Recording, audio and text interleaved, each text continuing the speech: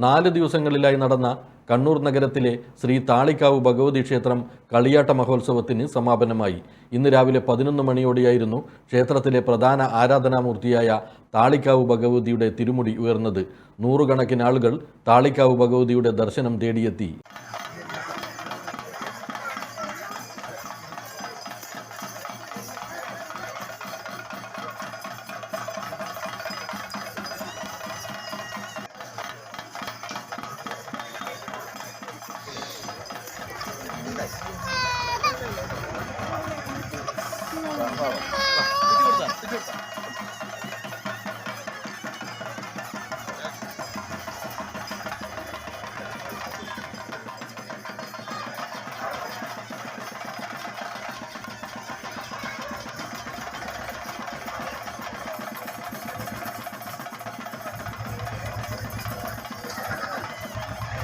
വൈകുന്നേരം 6 മണിയോടെ കാവിൽ നിന്നിറങ്ങൽ ചടങ്ങ് നടന്നു.